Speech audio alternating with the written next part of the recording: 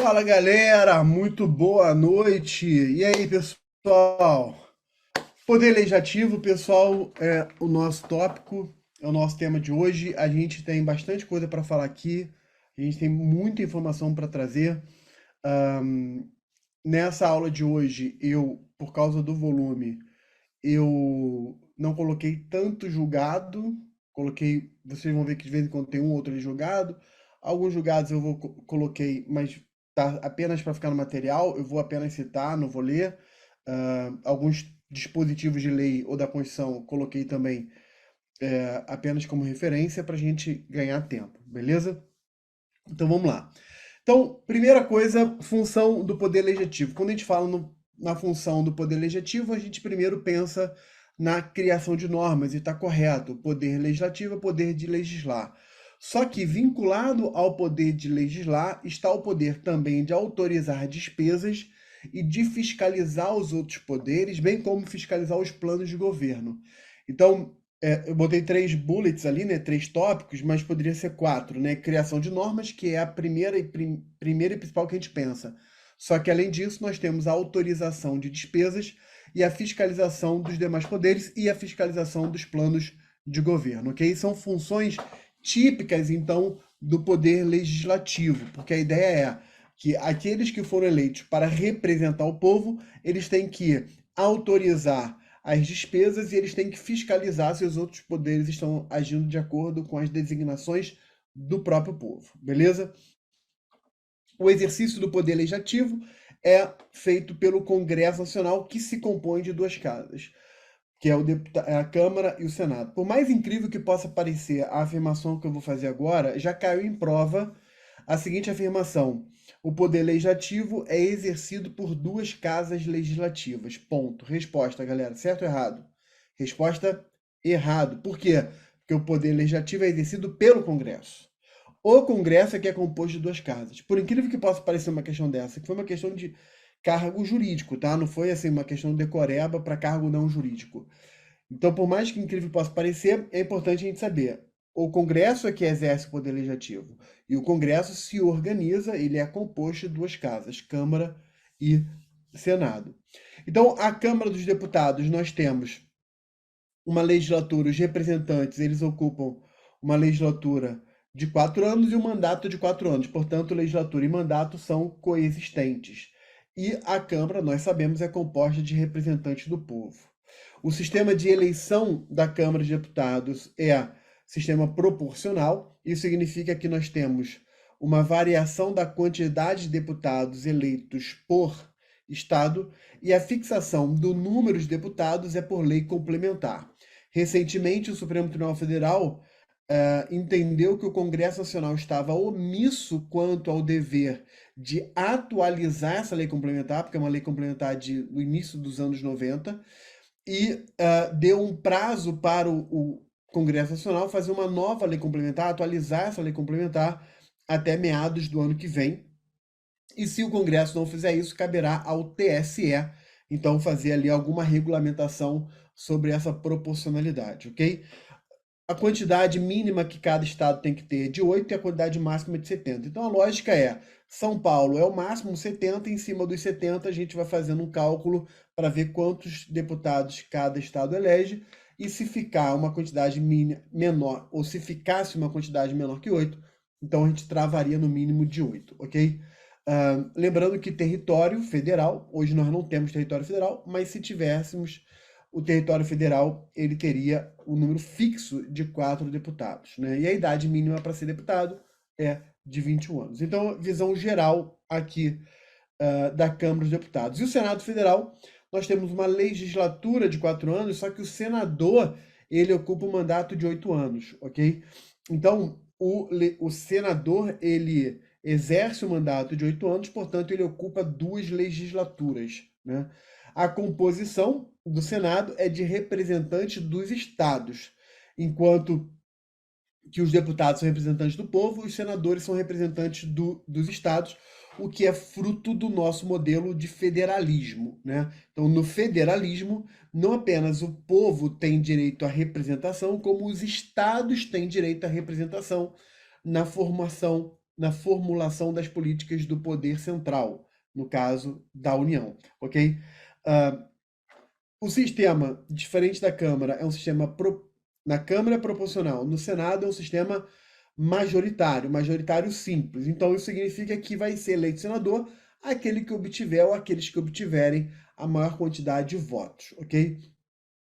Cada estado elege 3 senadores e nós sabemos que há uma alternância, né, uma renovação de 4 em 4 anos, de forma alternada. Então, ora 1, ora 2. Então, ora você renova 1/3 dos senadores, ora você renova 2/3 dos senadores. Então, 1/3 de 3, 1. 2/3 de 3, 2, né? Enfim, então, a cada 4 anos, você sabe disso pela experiência própria, você vota para senador, só que ora você vota para um senador, ora você vota para 2 senadores. De modo que os 3 senadores do estado, eles não ocuparão o mandato eletivo simultaneamente durante os mesmos 8 anos, né? Então, 2 vão ser juntos e um vai ser sempre alternado ali de 4 em 4 anos, beleza? O senador é eleito com 2 suplentes, enfim. E o território federal não elege senador, porque território federal não é ente da federação, portanto, não há que se falar em senador representante do território federal. Ah, professor, por que então tem deputado de território? Porque deputado é representante do povo. Se aquele território tem povo, aquele povo precisa de uma representação, ok? Já como ele não é Estado, não é ente federativo, então ele não elege senador. E a idade mínima para senador é de 35 anos, ok? Então essa é a visão geral da composição das duas casas, né? Tanto da Câmara quanto do Senado. Atribuições do Congresso Nacional. Aqui, galera, antes de eu continuar, preste atenção aqui em mim. Muitos pontos aqui vão ser extensos em termos de texto normativo da Constituição. Então, você tem o artigo 48, que ele é extenso, tem o 49, que é extenso, são as atribuições, o 51, o 52, que é Senado e Câmara, enfim. Eu não vou ter condição aqui de ler, né? Isso, na sua leitura de lei seca, você tem que ler esses dispositivos. Aqui, então, o que eu vou fazer é selecionar pontos importantes para chamar a sua atenção. Então, olha lá o que diz o caput do 48. O caput do 48 diz assim: cabe ao Congresso Nacional, com a sanção do presidente da República, não exigido o quê? A sanção do presidente da República para o especificado nos artigos 49, 51 e 52. Cabe, então, dispor sobre as matérias de competência da União, especialmente sobre. Vamos lá, vamos parar no caput, porque esse caput me permite fazer aqui vários comentários importantes.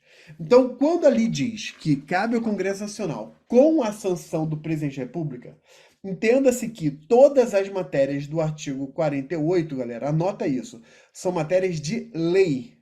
São matérias de lei, porque somente as leis precisam de sanção do presidente da República, ok? Quando diz que não é exigida a sanção nas matérias do 49, do 51 e do 52, então eu posso afirmar para vocês, anota isso, que as matérias do 49, do 51 e do 52 são matérias que não dependem de lei. Óbvio. Essas matérias, então, elas vão ser tratadas por que ato normativo? Ou por um decreto legislativo, se for questão do Congresso, ou por uma resolução.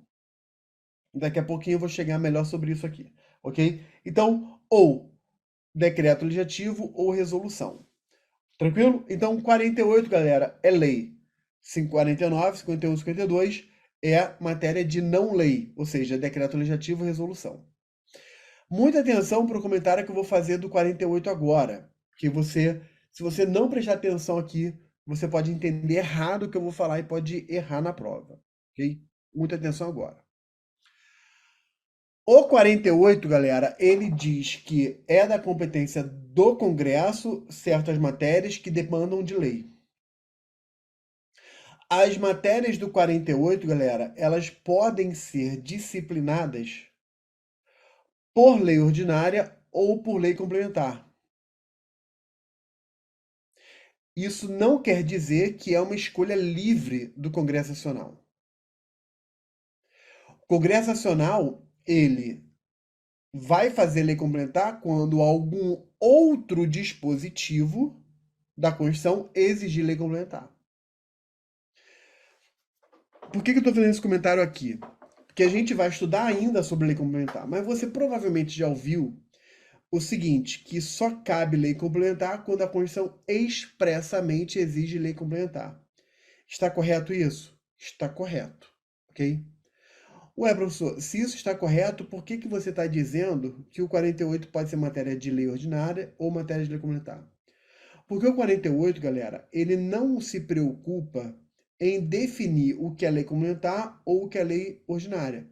O 48, ele se preocupa em dizer que existem certas matérias que vão ser matérias de lei.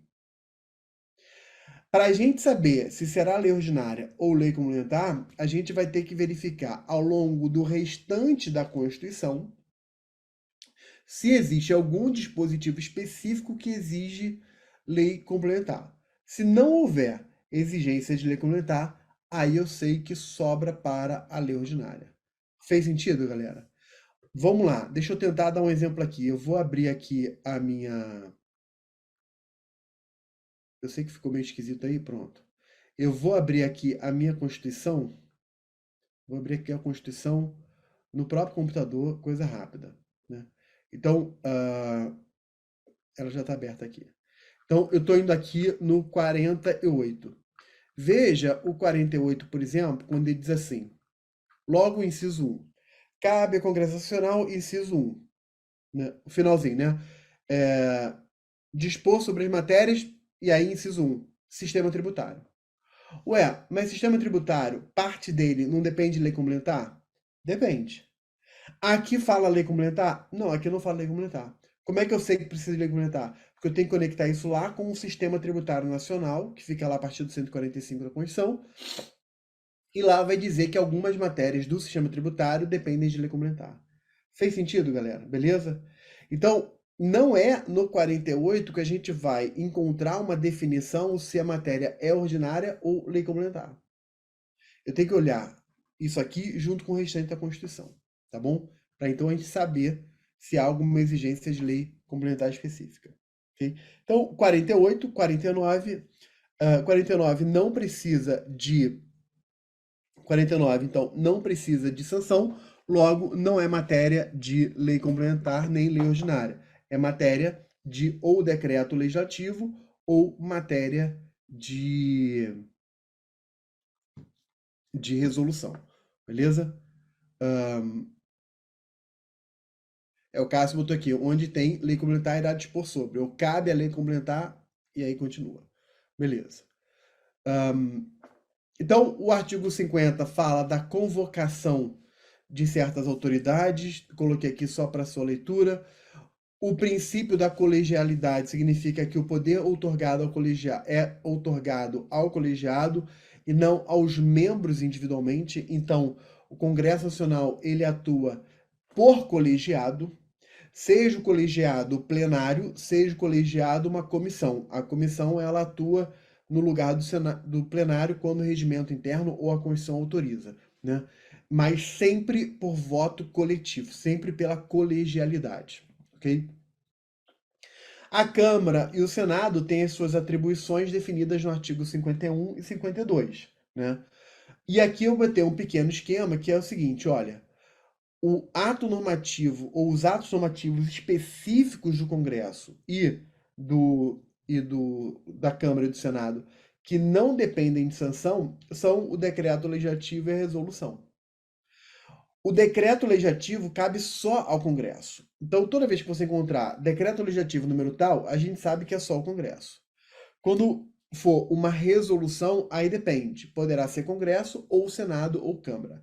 Então é assim, galera, simples. Câmara e Senado, só resolução. Decreto legislativo, só o Congresso. E o Congresso faz ou decreto legislativo ou resolução. Ok? Quando é que eu sei quando é que é uma coisa ou outra? De forma geral, galera, decreto legislativo do Congresso são atos normativos que têm efeito para além do próprio Congresso, trata de assuntos externos que vão repercutir em outros poderes ou na sociedade de forma geral. como, por exemplo, a aprovação de um tratado internacional se dá por meio de um decreto. Tranquilo? Decreto legislativo. Agora, quando o Congresso quer fazer uma norma de conteúdo interno, é uma resolução. Então, por exemplo, quando ela quer tratar, o Congresso quer tratar de uma matéria regimental, vai lá para uma resolução, tá bom? Então, decretos legislativos e resoluções são espécies normativas que não dependem de sanção presidencial. Já ficou claro isso aqui, né? Que não dependem de sanção presidencial. Deixa eu só arrastar aqui a tela para eu poder ver melhor. Então, 49, 40, 51, 52 são competências exclusivas ou privativas aqui do Congresso ou da Câmara, beleza? Sessão legislativa, tipos de sessão legislativa. Nós temos sessão legislativa ordinária, sessão legislativa, saiu 2 vezes aqui o extraordinária, desculpa aí, depois você risca. Sessão legislativa ordinária, artigo 57, sessão legislativa conjunta, preparatória e a extraordinária. Então, a sessão legislativa ordinária está nesse pequeno esquema. Ela começa no dia 2 de fevereiro e vai até o dia 17 de julho, tem um recesso intra-sessão, e aí volta no dia 1º de agosto, vai até o dia 22 de dezembro. Depois vem um recesso entre 22 de dezembro e dia 2 de fevereiro do ano seguinte, ok? Então, é um chamado recesso entre sessões, tudo bem? Então, recesso intra-sessão é ali em julho, recesso entre sessões é entre uma sessão de um ano e a sessão seguinte do ano seguinte, né? Então, uma sessão legislativa ela é dividida em 2 períodos legislativos. Tem o primeiro período, a partir de fevereiro, e o segundo período, a partir de agosto. Beleza? Então, a Constituição diz lá que a sessão legislativa não será interrompida sem a aprovação do projeto de lei de diretrizes orçamentárias, né? Então, é uma exigência constitucional. Então, não confunda, galera, a palavra, o termo sessão legislativa com a sessão do dia, tá? Que a gente chama sessão do dia também, sessão do dia tal, né? Essa é a sessão diária, né?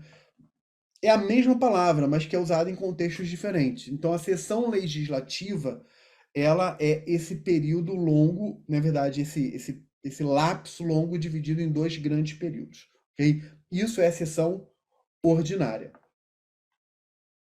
E aí, sessão conjunta, quando deputados e senadores vão reunir em conjunto, quando a Constituição exige alguns casos, como para sessão preparatória, quando se dá o início de uma nova legislatura, você tem que eleger ali o presidente da Câmara, do Senado, enfim.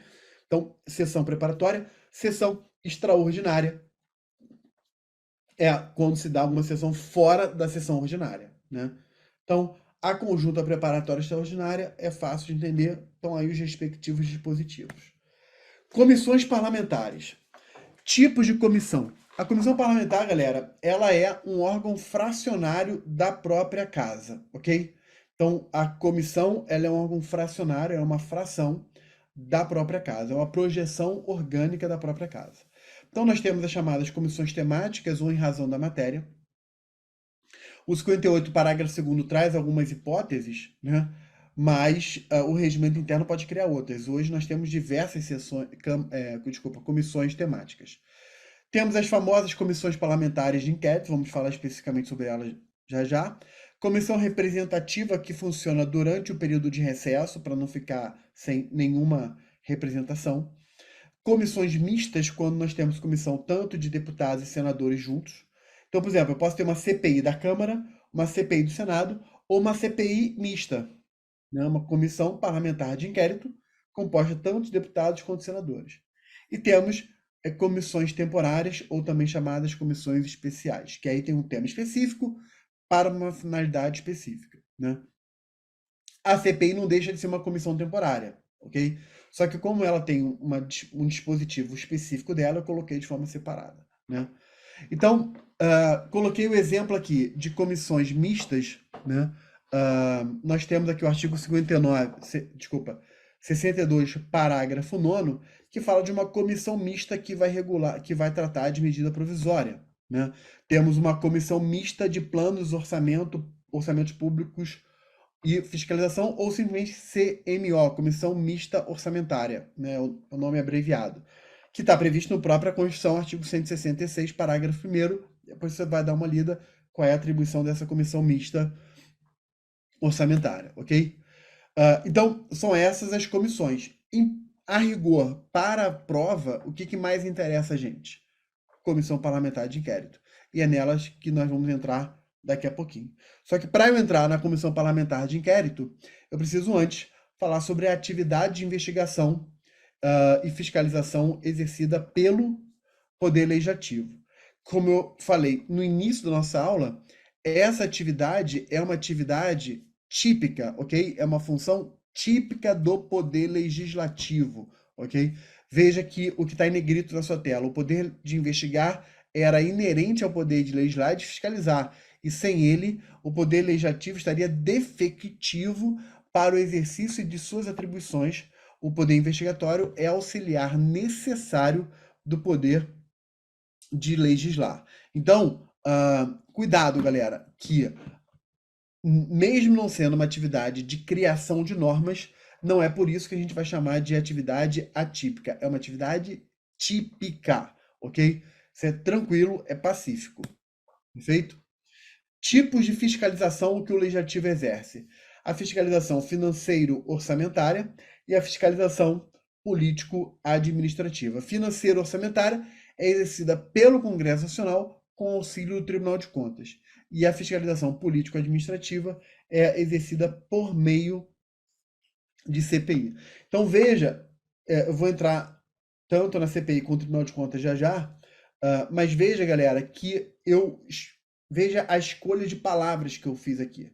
Então, quando eu falei de financeiro orçamentário, eu disse que é exercida pelo Congresso, com auxílio do Tribunal de Contas, porque o Tribunal de Contas é um órgão constitucional autônomo.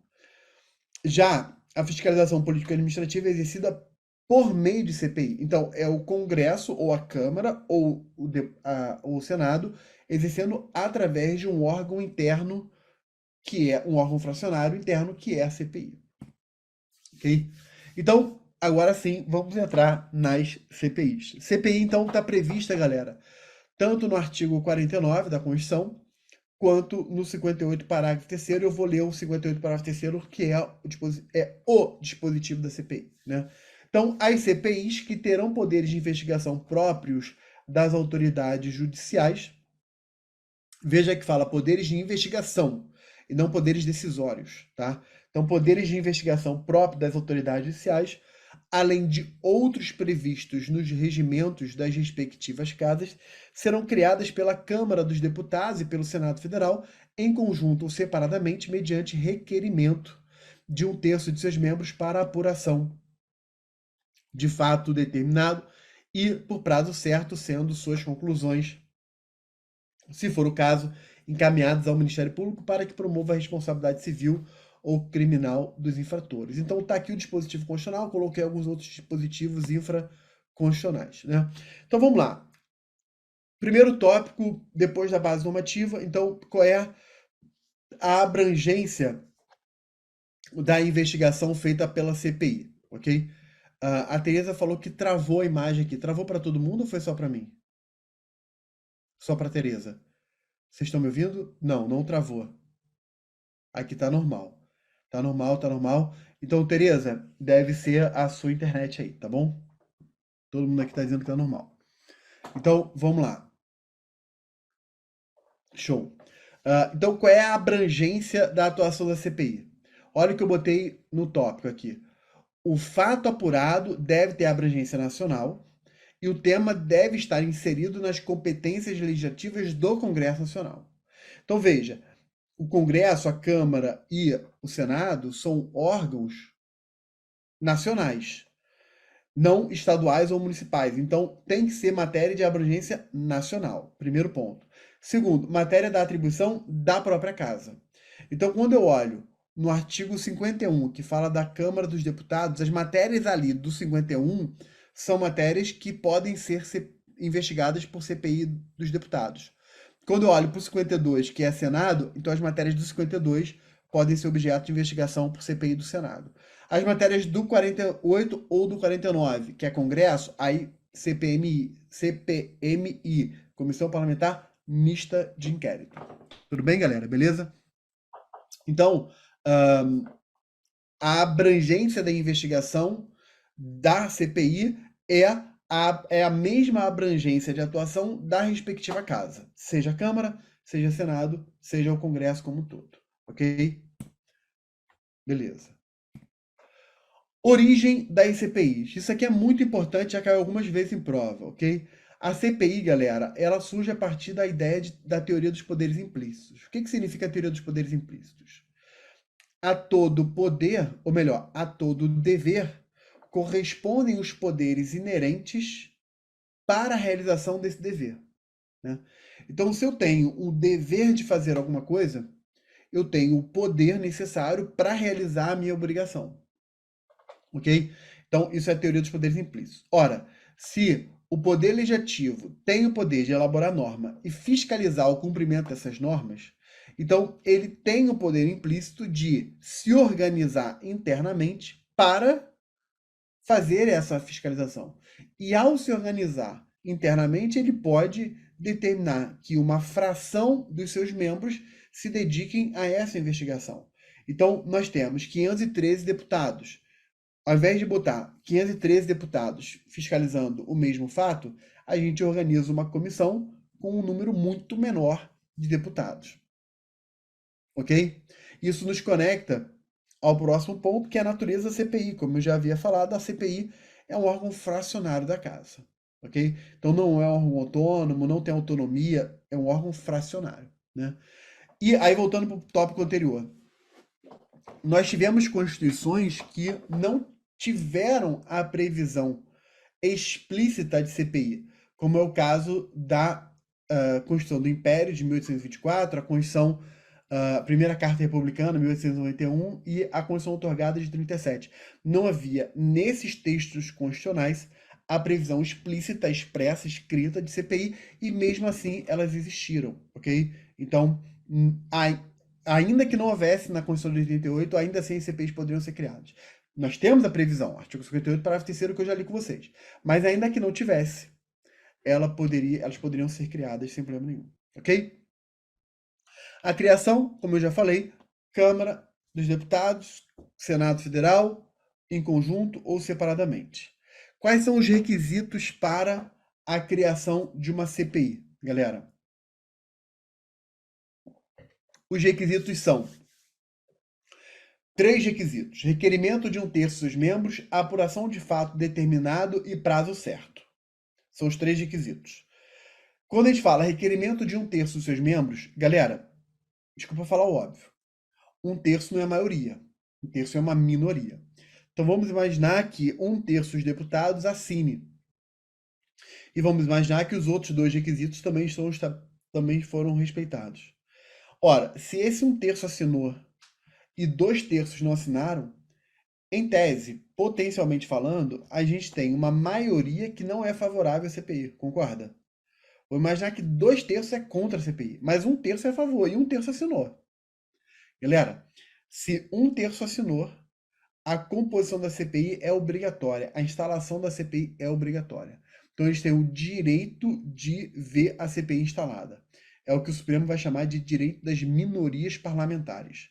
E se a presidência da casa for leniente, negligente ou demorar excessivamente para instalar a CPI, esses parlamentares que assinaram a CPI, que têm o direito das minorias, eles poderão, inclusive, impetrar um mandado de segurança no Supremo, para que o Supremo imponha à presidência da casa a instalação da CPI, tá bom?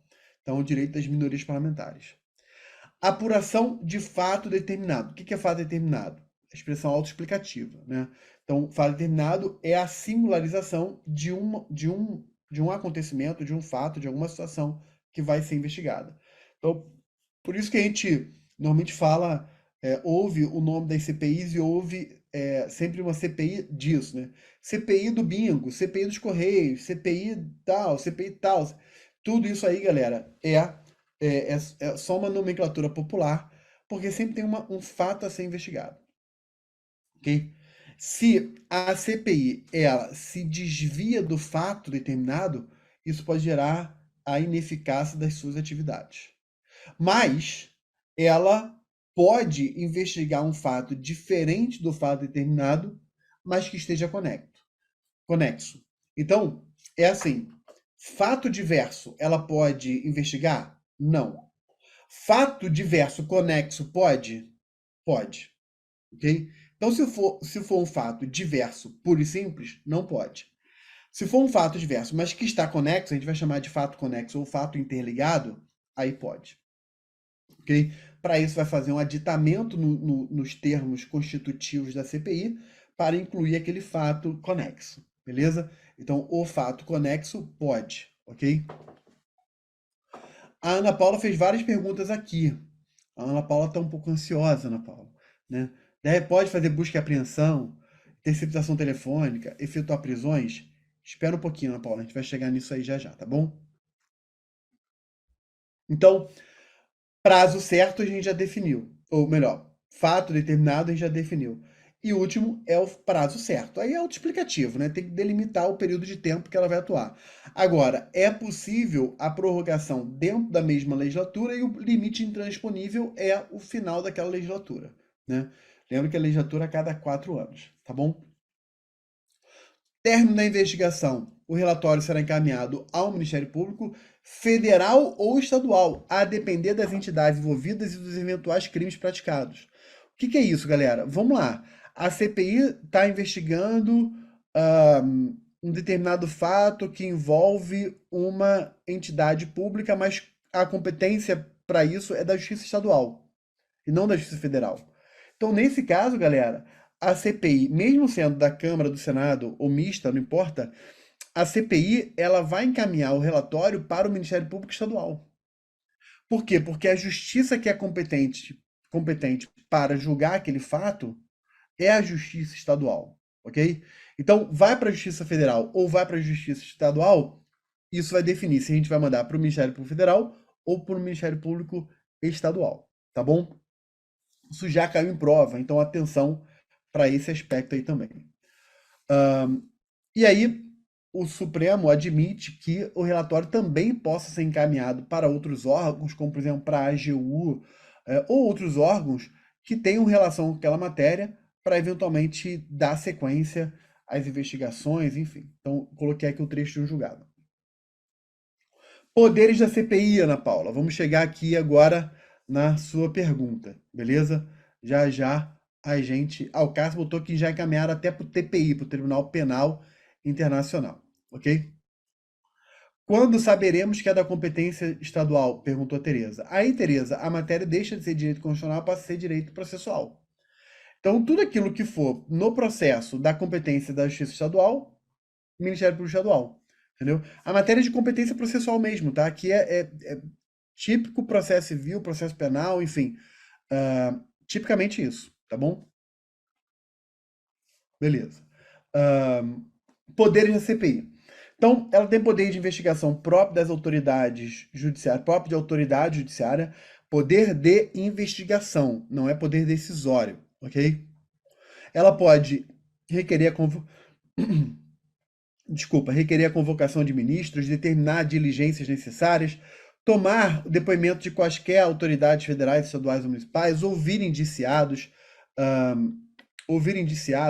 inquirir testemunhas sob compromisso, requisitar de repartições públicas e autárquicas informações e documentos, transportar-se a lugares onde se fizer mister necessária a sua presença, quebrar sigilo de dados telefônico, fiscal e bancário, prender em flagrante, não prisão cautelar, ok?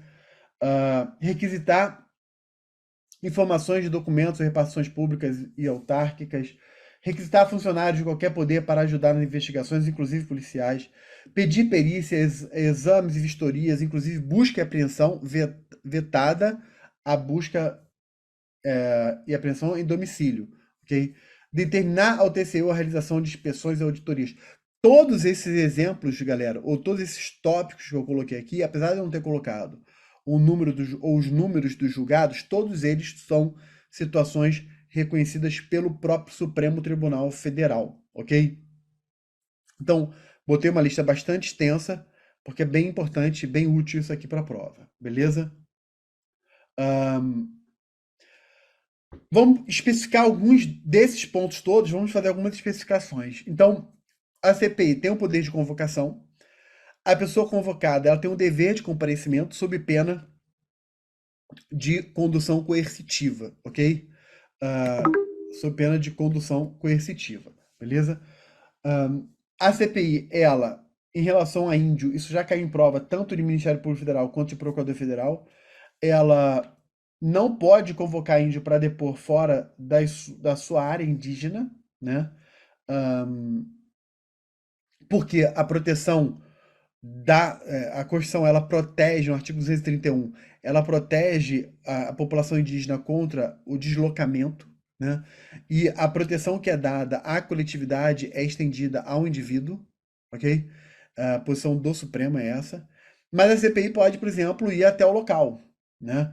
E aí com a presença da FUNAI, antropólogo, enfim. Então, não pode convocar para fora da área, né? Mas pode ir até o local para pegar alguma informação, algum depoimento. Beleza?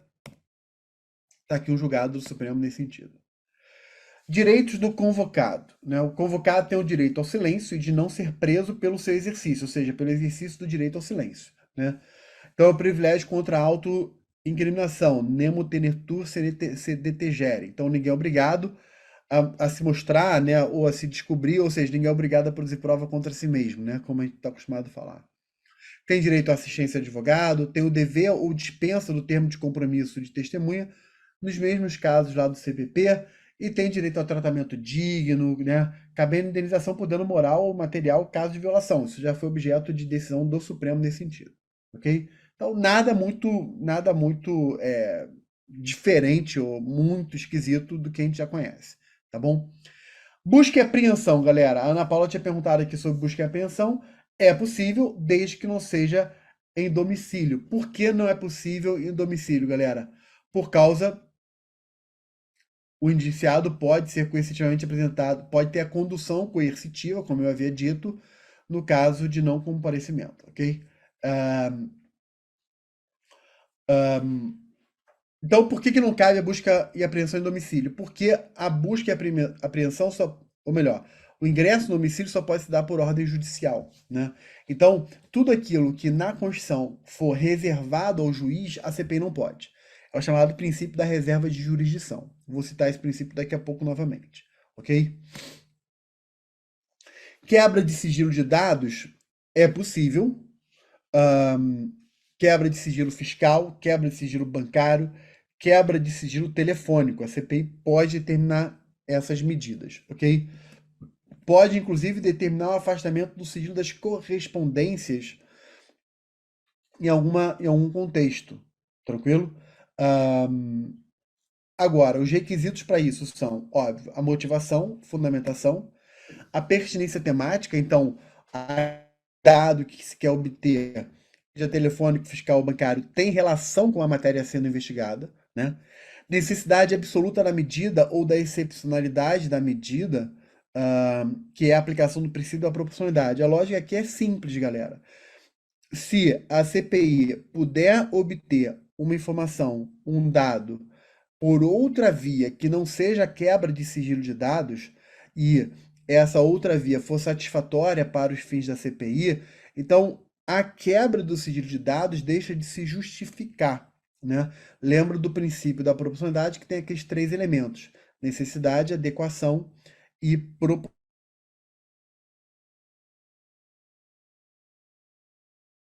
Outra medida menos gravosa do que aquela, né? Então, CPI dispuser de alguma outra medida menos gravosa para obter a informação, ela deve usar e não usar a quebra do sigilo, beleza? E não usar a quebra do sigilo.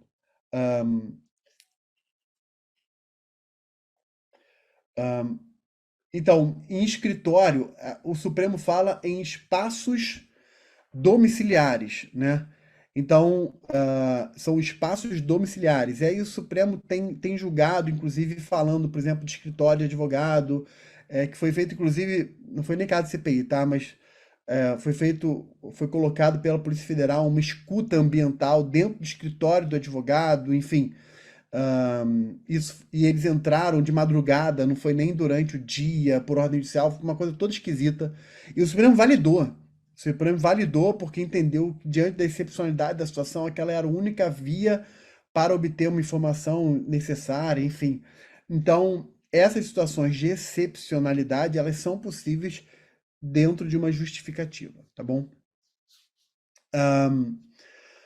A súmula vinculante número 14. Eu terminei não falando aqui da delimitação temporal do objeto. Então, se vai quebrar o sigilo fiscal, o sigilo telefônico, por exemplo, de uma pessoa, não é de toda a vida telefônica daquela pessoa, mas é de um período de tempo, né? Ó, do dia tal ao dia tal, do período tal ao período tal. Isso seja telefônico, seja fiscal, seja bancário, ok? Beleza? A Aline perguntou, mas o indiciado não tem o direito ao silêncio? Mesmo assim pode ser coercitivamente conduzido? Pode. Uma coisa não tem nada a ver com a outra, né? Ele tem o direito ao silêncio, mas ele tem que comparecer. E aí, no comparecimento, ele exerce o seu direito ao silêncio. Tudo bem? Então, são duas figuras diferentes. Uma coisa é o poder de condução coercitiva da CPI, outra coisa é o direito do, do convocado, ok? Aí o Plínio botou, ele vai ou não responder, ele vai e responde ou não, se ele quiser uma ou outra pergunta, né? Enfim, beleza?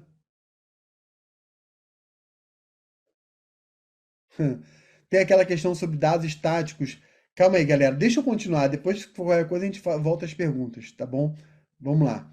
Súmula vinculante 14 de lá, é direito do defensor, no interesse do representado, ter acesso amplo aos elementos de prova que, já documentados em procedimento investigatório realizado por órgão de competência de polícia judiciária, digam respeito ao exercício do direito de defesa. O Supremo já estendeu isso aqui ao âmbito da CPI.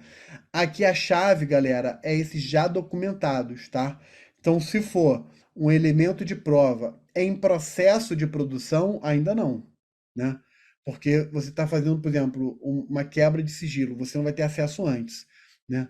Ah, mas se foi feita a quebra, se foi feita uma investigação, já foi documentada aquela prova, já está documentada, então a defesa tem acesso, beleza? Limites impostos à CPI. Limites impostos à CPI. Primeiro, concessão de medida cautelar.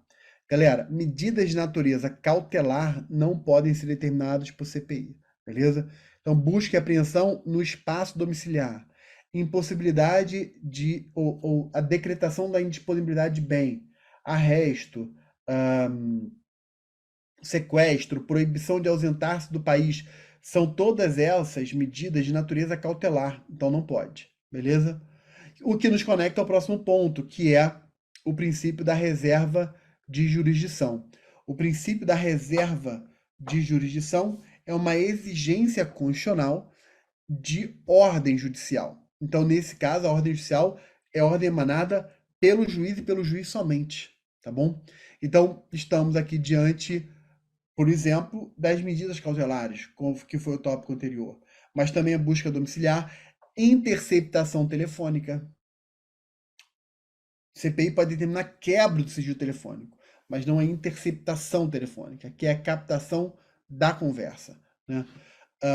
Decretação de prisão, porque a CPI pode decretar a prisão em flagrante, mas a prisão de natureza cautelar, essa prisão não pode, ok? Então, salvo em flagrante,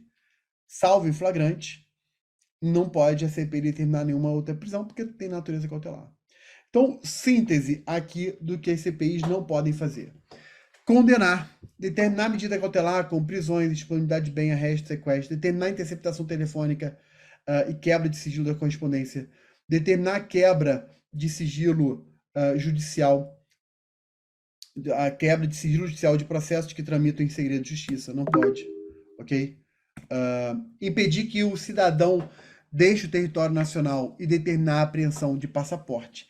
Impedir mandado, ou expedir, desculpa, mandado de segurança e apreensão domiciliar, impedir a presença de advogado depoente na reunião.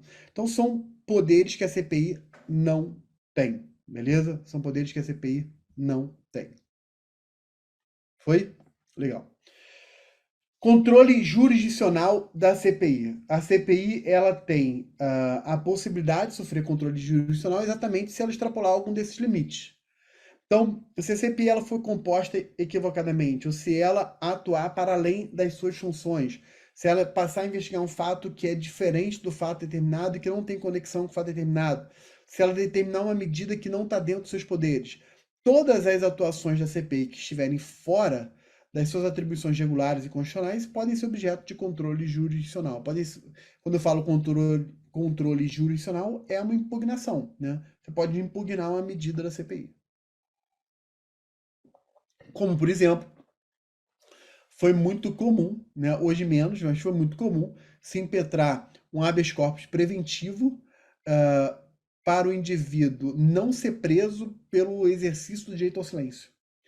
Isso hoje em dia não precisa mais, porque já está consolidado que existe o direito ao silêncio perante a CPI. Mas alguns anos atrás, uns 30 anos atrás, 20, 30 anos atrás, acontecia de uma pessoa ser convocada para depor, chegava lá, exercia o direito ao silêncio, e aí o deputado entendia que o exercício ao direito ao silêncio era um abuso ou uma afronta à autoridade, né? Seria um desacato e, portanto, seria um crime em flagrante, e eles davam ordem de prisão em flagrante, né? Era nada mais absurdo, né? Então, o Supremo foi dizendo, olha, ele tem o direito ao silêncio. E aí, com o tempo, as CPIs deixaram de fazer isso, e esses habeas corpus preventivos deixaram de ser comuns, né? Ok? CPI nos estados e nos municípios é possível. A possibilidade de criação de CPI não se duvida, nem discute, é tranquila, né? Opa, terminei indo demais aqui. Então, tem a previsão aqui. O Supremo admite a CPI no âmbito federal, no âmbito estadual, no âmbito municipal, beleza? Sem problema nenhum. Então, a CPI tem um caráter político forte, de espetáculo. Isso explica uma prisão maluca dessa, exatamente. Então, CPI, galera, foi Tribunal de Contas. Vamos lá? Nosso tempo voa. Tribunal de Contas, galera. Tribunal de Contas é um órgão técnico autônomo de auxílio ao Poder Legislativo no controle externo, ok? Então, é um órgão constitucional autônomo. Tá aqui a natureza do tribunal. É um órgão constitucional autônomo, tá bom? Essa autonomia do Tribunal de Contas se manifesta na sua capacidade de autogestão e na autonomia de caráter financeiro da organização do próprio Tribunal de Contas, ok? Tá aí um julgado que mostra exatamente essa autonomia. A atuação do Tribunal de Contas, os atos do Tribunal de Contas são considerados atos de natureza administrativa, de forma geral, ok? Então, ainda que a gente fale ou use o termo tribunal, e ainda que ele tenha poder decisório, o Tribunal de Contas, galera, ele tem poder decisório, mas não jurisdicional, ok? Então, ele pode decidir, inclusive ele pode determinar algumas condenações em termos de imposição de multa, por exemplo, ou de sanção. Ele tem um poder sancionatório, mas não jurisdicional, né? Tranquilo? E a natureza do controle dele é controle externo. É controle externo feito aqui pelo Poder Legislativo com auxílio do Tribunal de Contas. Quem tem o dever de prestar contas? Aí eu peguei do próprio texto constitucional, né? Qualquer pessoa física ou jurídica, direito público ou privado, sempre que envolva utilização, arrecadação, guarda, gerenciamento, administração de dinheiros, bens e valores públicos ou pelos quais a União responda ou que, em nome desta, assuma as obrigações de natureza pecuniária. Então, todas essas pessoas, direito físico ou jurídico, direito público ou privado, têm que prestar contas perante o Tribunal de Contas, ok? Esse dever de prestação de contas ele é tão importante que é um princípio constitucional sensível. Então, se o dever de prestação de contas for violado, nesse caso, então, caberá uma intervenção federal, por exemplo, é o que diz o artigo 34, inciso 7, a linha D de dado, tá bom? Opa, vamos lá. Tribunal de Contas da União.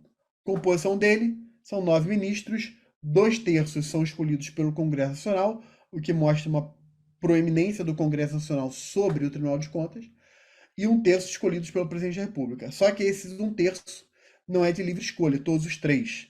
Então, vai vir dentre os auditores do Tribunal de Contas, que é uma carreira interna do Tribunal de Contas, tá bom, gente? Então, existe concurso para auditor do Tribunal de Contas, né? É para o membro do Ministério Público Especial junto ao Tribunal de Contas, os famosos procuradores de contas ou procuradores dos tribunais de contas, né? Também tem concurso próprio para isso. E aí sim, 1/3 é de livre escolha, né? Então, esse terceiro aí é livre escolha do presidente da República. A Constituição estabelece lá quais são os requisitos da composição, né? Então, mais de 35 anos e menos de 65 anos, né? Esse limite não admite exceções, idoneidade moral e reputação ilibada, notório conhecimento jurídicos, contábeis, econômicos, financeiros ou de administração pública, né? E aí o Supremo tem esse julgado que diz lá que a qualificação formal não é requisito à nomeação. Olha que interessante. Então, o que significa isso? Que o notório conhecimento, seja jurídico, contábil, econômico, financeiro, esse notório conhecimento não quer dizer formação acadêmica, entendeu? Não quer dizer que a pessoa tem que ter mestrado, doutorado, né? Ok? Não quer dizer isso. Quer dizer que ela tem notório conhecimento. Você pode ter um notório conhecimento sem ter frequentado os bancos da academia, né? Tranquilo? Mais de 10 anos de exercício da função e de efetiva atividade profissional, ok? Regime jurídico do Tribunal de Contas. Os membros dos membros do Tribunal de Contas, né? Os membros do Tribunal de Contas, eles têm as mesmas garantias e prerrogativas, impedimentos, vencimentos, vantagens dos ministros do STJ, ok? Aplicando a mesma questão de aposentadoria e pensão lá do artigo 40, né? O auditor de contas, quando está substituindo o ministro, terá as mesmas garantias do titular, ou seja, do STJ, né, equiparado lá ao STJ. Mas quando ele tiver substituto do ministro, ele tem as mesmas garantias de um juiz do Tribunal Regional Federal, ou seja, de um desembargador federal. Ok? Beleza? A Aline perguntou aqui sobre controle de constitucionalidade do TCU. Esse é um tema que normalmente eu entro dentro da aula de controle de constitucionalidade, ok? Você tem uma súmula, a súmula 347, que fala sobre essa possibilidade e há alguns questionamentos sobre essa possibilidade, feita até por ministros do Supremo. Aline, é um tema que, para aprofundar, a gente precisa estudar isso dentro de controle. Por aqui, o que eu vou te dizer é o seguinte, Aline, a gente precisa diferenciar o que é o controle jurisdicional de constitucionalidade e o que é uma mera apreciação da constitucionalidade ou inconstitucionalidade da norma, ok? Então, o controle jurisdicional, em que nós temos uma declaração de constitucionalidade, a nulidade da norma e tudo mais, esse só o Poder Judiciário pode fazer. Agora, a apreciação da constitucionalidade ou da inconstitucionalidade, isso aí pode ser feita por outros órgãos além do Poder Judiciário, né? E aí o Tribunal de Contas poderia se encaixar dentro dessa hipótese, tá bom? A Natália perguntou aqui para repetir um pouco porque travou. Eu não sei exatamente onde travou, Natália. O que eu tinha falado no ponto anterior é que o membro do Tribunal de Contas tem as mesmas garantias do ministro do STJ. O auditor tem as garantias do desembargador federal. Agora, se o auditor estiver substituindo o ministro do TCU, ele terá as mesmas garantias dos ministros do STJ, enquanto ele exerce aquela função, tá bom? Então, só para entender aqui. Ainda falando aqui dos membros do Tribunal de Contas, né? Nas infrações penais comuns e crimes de responsabilidade por onde eles são julgados, né? Então, membros do TCU, eles são julgados pelo Supremo Tribunal Federal, E o artigo 102, inciso 1, a linha C, diz lá que compete ao Supremo nas infrações penais comuns e nos crimes de responsabilidade, né? E aí fala lá os membros do Tribunal de Contas da União, tá bom? Então, Supremo Tribunal Federal, no caso do TCU. No caso do TCE, do TCDF e do TCM, né? Depois eu vou falar sobre TCM. STJ, tá bom? Quando diz lá, compete ao STJ processar e julgar nos crimes comuns os governadores e nestes crimes comuns e nos de responsabilidade os membros dos tribunais de contas. Tá bom? Então, galera, TCU, STF, TCE, TCDF, TCM é o STJ, tá bom? Tribunal de Contas Estadual.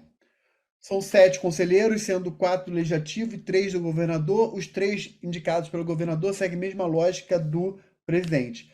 Um dentre auditores, um dentre os procuradores de contas e um de livre escolha. Tranquilo, ok? Então, TCE é isso. As atribuições do TCE vão ser um espelhamento das atribuições do TCU. Lei Orgânica do Tribunal de Contas. O Supremo entende que é uma lei de iniciativa privativa do Tribunal de Contas, ok? Esse é um ponto importante, já caiu algumas vezes em prova. Ministério Público Especial junto ao Tribunal de Contas. Galera, é um órgão da estrutura do Tribunal de Contas. Os membros do Tribunal do Ministério Público Especial. Aqui a gente pode falar vários nomes que são equivalentes, tá? A gente pode falar Ministério Público Especial junto ao Tribunal de Contas. Ministério Público de Contas. Às vezes o pessoal simplifica, né? Ministério Público de Contas, né? Ou simplesmente Ministério Público do Tribunal de Contas. Enfim, são expressões equivalentes. Então, esses membros eles vão ter garantias de ordem subjetiva, que está lá no artigo 130 da Constituição. Quando a gente fala garantia de ordem subjetiva, é porque a garantia é dada ao procurador de contas e não ao órgão, né? É uma garantia dada ao sujeito titular daquela função e não ao órgão que ele pertence, ok? Então, diz lá que aos membros do Ministério Público junto aos tribunais de contas aplicam-se as mesmas disposições desta seção pertinente a direitos, vedações e forma de investidura que vale para os demais ministérios públicos, ok? Então, tem as mesmas garantias, direitos, vedações e tudo mais. Entes da federação, galera. No âmbito da União, nós temos o TCU, fácil. No âmbito do Estado e do Distrito Federal, temos o TCE ou o TCDF, que vão ter as atribuições em simetria com o TCU. E no âmbito municipal? Aqui é que gera uma dúvida e muita atenção para isso, galera.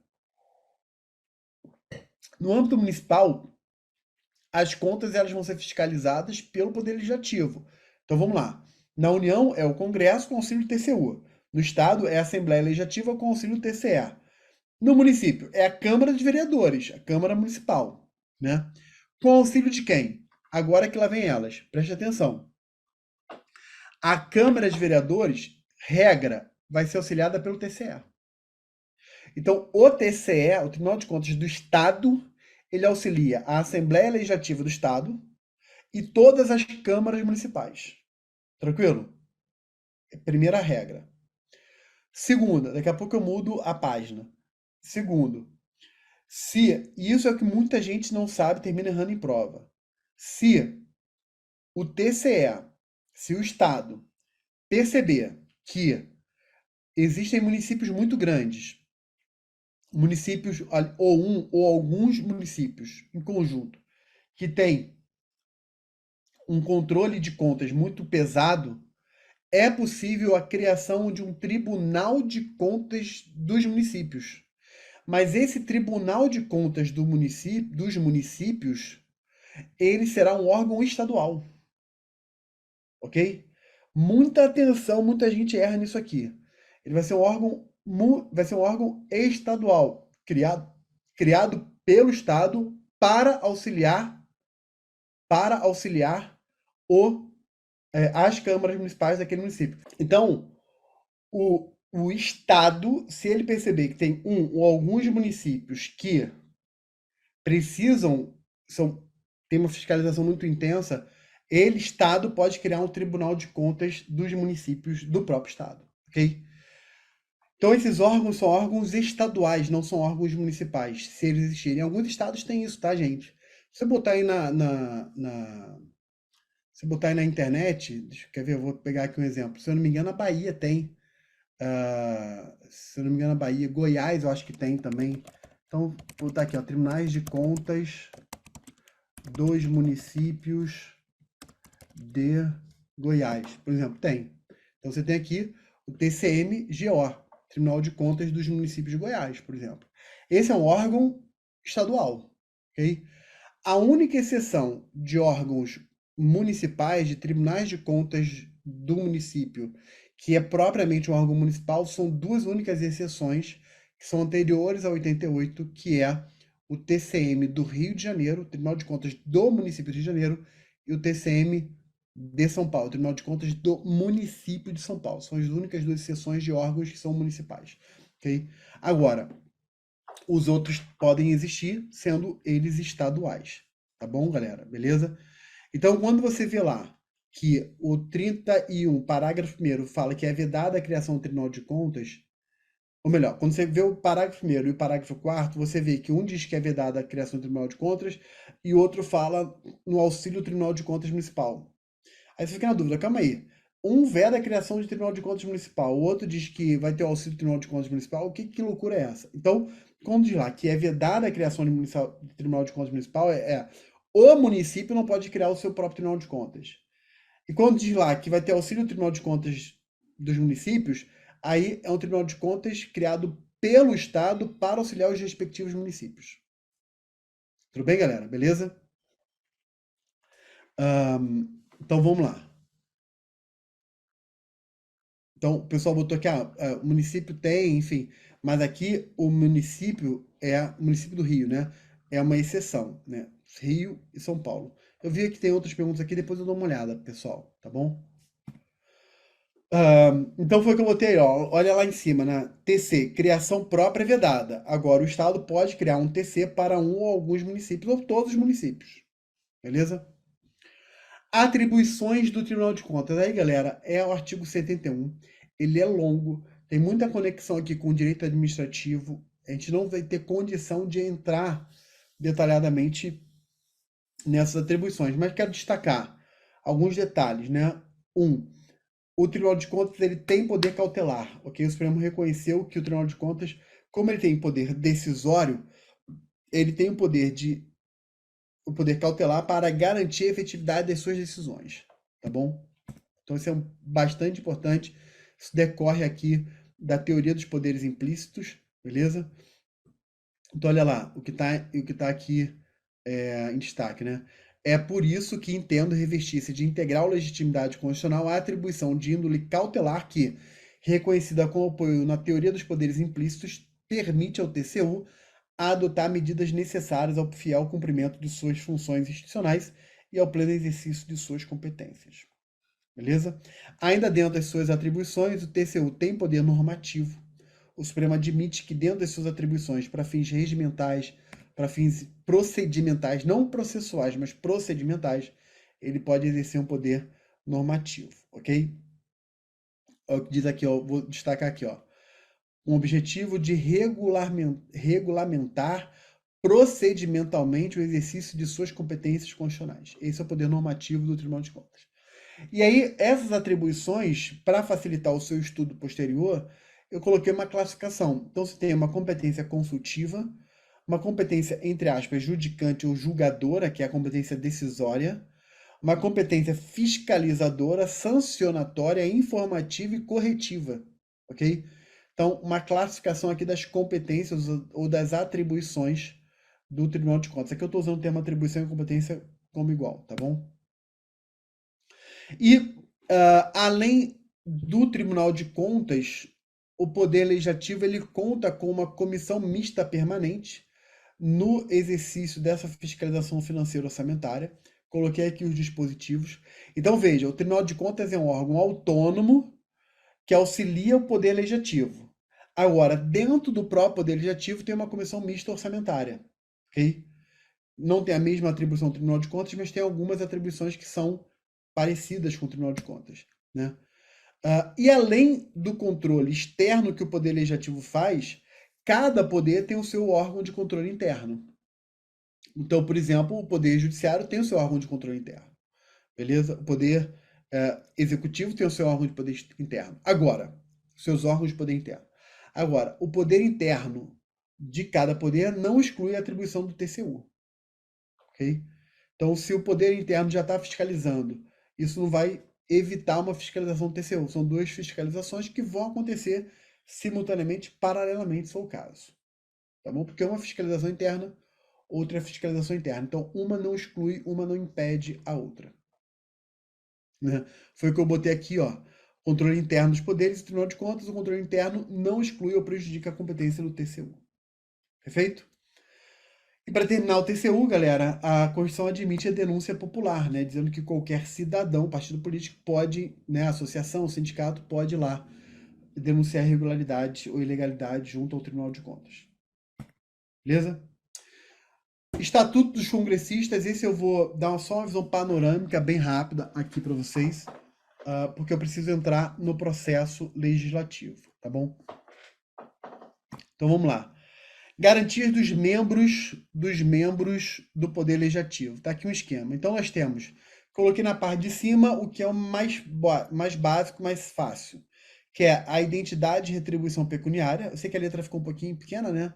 Mas vamos lá, identidade de retribuição pecuniária, né? Então, de lá, é da competência exclusiva do Congresso fixar idêntico subsídio para deputados federais e senadores. Identidade de retribuição pecuniária. Segundo, isenção do serviço militar, né? A incorporação às Forças Armadas de deputados e senadores, embora militares e ainda que em tempo de guerra, dependerá de prévia licença da casa respectiva. Limitação do dever de testemunhar, 53, parágrafo 6º. Os deputados e senadores não serão obrigados a testemunhar sobre informações recebidas ou prestadas em razão do exercício do mandato, nem sobre as pessoas que lhes confiaram ou deles receberam informações. Esses 3 primeiros pontos eu coloquei, mas eles são mais básicos. Quando cai alguma coisa em prova, cai a literalidade do texto constitucional, né?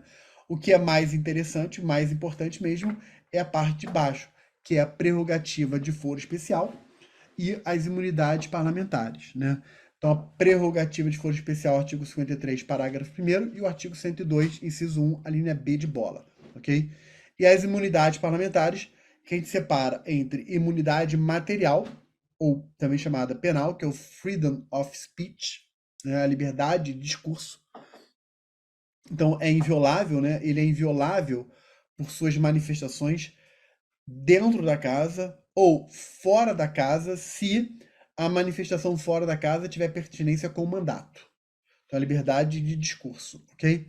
E a imunidade formal ou processual, que é freedom from arrest, né? Que é a liberdade contra a prisão, né? Que é aquele caso de que ele só pode ser preso em flagrante delito por crime inafiançável. Mesmo assim, uma vez preso em flagrante delito por crime inafiançável, essa prisão tem que ser comunicada à casa e a casa poderá, então, deliberar pela manutenção ou não dessa prisão. Beleza? Na imunidade material, nós temos a manifestação escrita ou oral, por opiniões, palavras e votos, né? Como eu falei, dentro da casa legislativa ou fora da casa legislativa. Se ele fizer uma manifestação dentro da casa legislativa, em regra, qualquer responsabilização vai ser por via de quebra de decoro, a análise de quebra de decoro. Se for fora da casa, aí caberá aí uma análise se a manifestação ela foi feita dentro do exercício do mandato ou em função do mandato ou fora do exercício do mandato e sem pertinência com o mandato. Então, por exemplo, um deputado federal que é dirigente de um clube de futebol está à beira do campo, ele começa a esbravejar, xingar né, e caluniar, sei lá, praticar ali uma série de ofensas contra as outras pessoas, essa manifestação dele não é em função do seu mandato parlamentar. Não tem nada a ver com o mandato parlamentar. Tem a ver com a sua posição de dirigente de um clube de futebol. ok? Então, nesse caso, ele não está protegido pela imunidade material, tá bom? Imunidade formal ou processual tem a ver com a prisão, que eu já falei, que é o tópico de baixo, a última aí na parte de baixo, mas também tem a questão da processabilidade dos membros do legislativo, né? Então, é uma causa suspensiva de processo, né? Então, o que é isso? É o não impedimento de instauração do inquérito policial para postura de ação penal. A Casa Legislativa pode determinar a sustação, né? O silêncio importa prosseguimento. Quando eu falo não impedimento de instauração, é o seguinte: a instauração de um inquérito policial ou a propositura de uma ação penal não depende de autorização da casa. Vai fazer naturalmente. No passado já era diferente, mas agora não. Agora, a Casa Legislativa pode determinar a sustação, né? No caso de suspensão do processo, né? Você está vendo aqui, no caso de suspensão do processo, o prazo prescricional, a suspensão do processo implica suspensão do prazo prescricional e a separação da persecução crimes para que o processo continue em relação aos demais acusados que não sejam parlamentares e que não tiveram benefício da sustação do processo, ok? Então, isso tem a ver com a imunidade formal, porque tem a ver com o processo. Então, galera, a gente separa em dois grandes grupos: imunidade material e imunidade formal, beleza? Matéria que está lá no 58 da Constituição, beleza? No 53 da Constituição.